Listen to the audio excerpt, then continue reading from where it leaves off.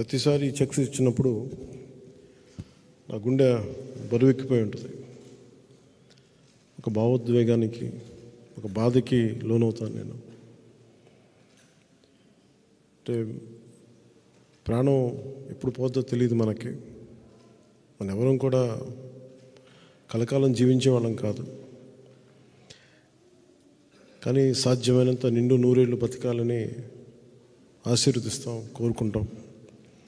చాలామంది పిన్న వయసులోనే మన జన సైనికుల కుటుంబ సభ్యులు కానీ, మన కోసం పార్టీ కోసం సర్వస్వం వెచ్చించి ముందుకు తీసుకెళ్ళిన యువత, ఆడపడుచులు చాలామంది నలిగిపోయారు, ప్రాణాలు కోల్పోయారు, కొన్నిసార్లు గాయాలు గురవుతారు.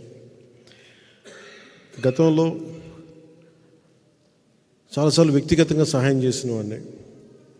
ఒక పర్యాయం ఇలా జరుగుతూ ముందుగా అసలు ఈ ఇన్సూరెన్స్ అనేది రావడానికి నా కళ్ళ ముందు చాలామంది పడిపోవడం చూశాను. వాళ్ళని చాలాసార్లు రక్షించి హాస్పిటల్ పంపించి డబ్బులు పే చేస్తున్నా కానీ నేను ప్రతిసారి అందరినీ ఆప్ చేయలేకపోతున్నాం. మన వాళ్ళందరికీ ఏం చేయాలంటే, మనోహర్ గారు ప్రత్యేకంగా ఇన్సూరెన్స్ పథకాన్ని తీసుకొద్దాం, కొంచెం అండగా ఉంటుంది.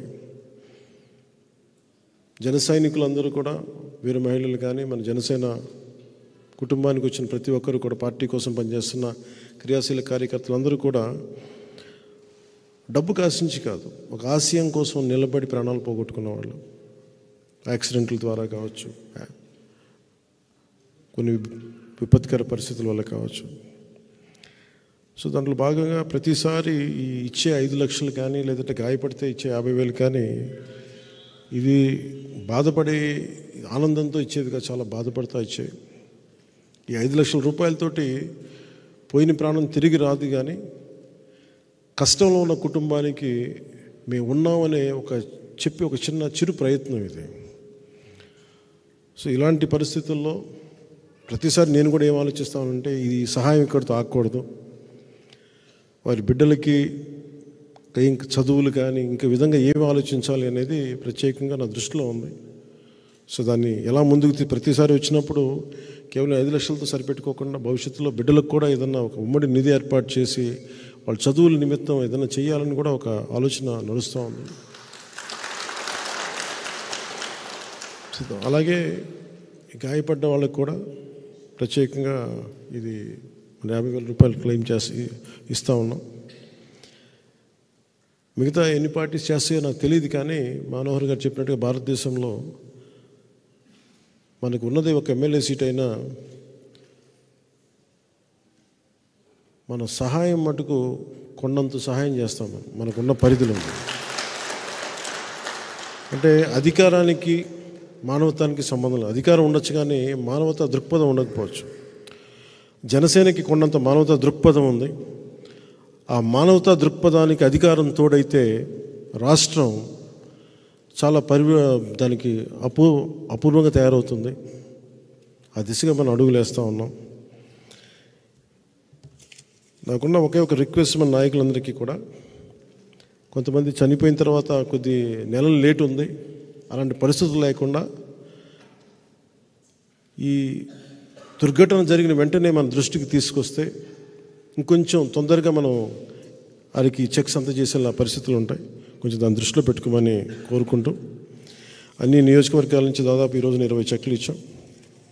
దీనికి ముందుకు తీసుకెళ్లిన నాయకులందరికీ పేరు పేరున శ్రీ తాతంశెట్టి నాగేంద్ర గారికి, చల్మల్ శెట్టి రమేష్ గారికి, మండలి రాజేష్ గారికి, బొంతు రాజేశ్వరరావు గారికి, చేగుండి సూర్యప్రకాష్ గారికి, రియాజ్ గారికి, పోతిన మహేష్ గారికి, కోన తాతారావు గారికి, అమిశెట్టి వాసు గారికి, పిప్పర రవి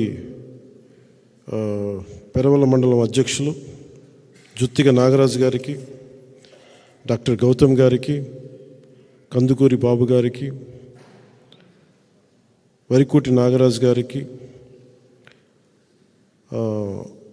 మలుగు రమేష్ గారికి, సాయిబాబు గారికి, పొంతు రాజేశ్వరరావు గారికి, బోలిశెట్టి వంశీ గారికి, రమాదేవి గారికి, బండ్రెడ్డి రామకృష్ణ గారికి, మన నియోజకవర్గాల ఎంపీటీసీలుగా సర్పంచ్లుగా గెలిచిన ప్రతి ఒక్కరికి మీరు మన ప్రాణాలు కోల్పోయిన కుటుంబాలకి మీరు వెనంటి ఉన్నందుకు మనస్ఫూర్తిగా మీకు ధన్యవాదాలు తెలుపుకుంటూ సెలవు తీసుకుంటా ఉన్నాను. అలాగే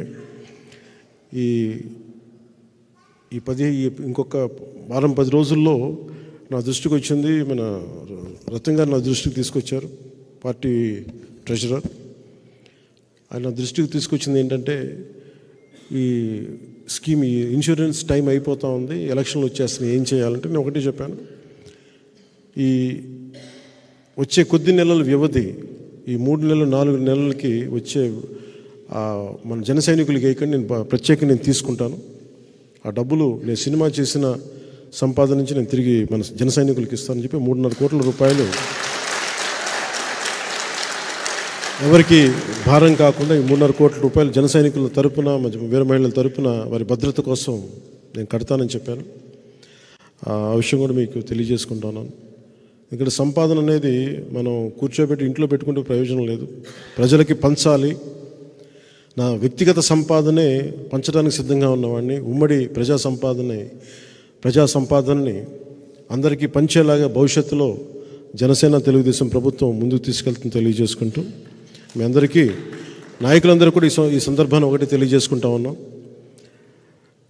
వైఎస్ జగన్ గారు మాట్లాడుతూ జనసేన వస్తే, టీడీపీ ప్రభుత్వం వస్తే వాళ్ళు వెల్ఫేర్ స్కీమ్స్కి విరుద్ధం అని మాట్లాడుతూ ఉంటారు.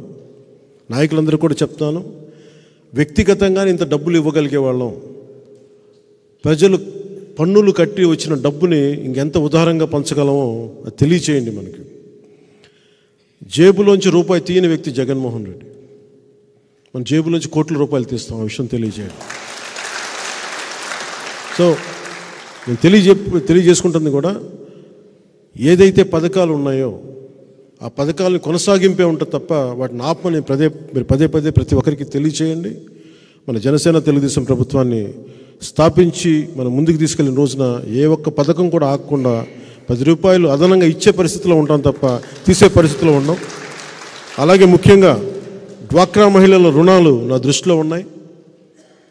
తెలుగుదేశం పార్టీ నాయకులతో కూడా మాట్లాడి, వాళ్ళ అధినాయకత్వంతో మాట్లాడి, డ్వాక్రా మహిళల రుణాలు కూడా ఎలా దాన్ని మాఫీ చేయగలగాలి, పెద్ద మోసం చేసే కంపెనీలకే బ్యాంకులు ఉదారంగా వదిలేస్తుంటే అలాంటి డ్వాక్రా మహిళల పరిస్థితిని కూడా ఎలా ఆలోచించాలి, దాని మీద అధ్యయనం చేస్తూ డ్వాక్రా మహిళలకు కూడా వారికి మీకు మనస్ఫూర్తిగా అండగా ఉంటామని తెలియజేసుకుంటున్నాం. జై హింద్.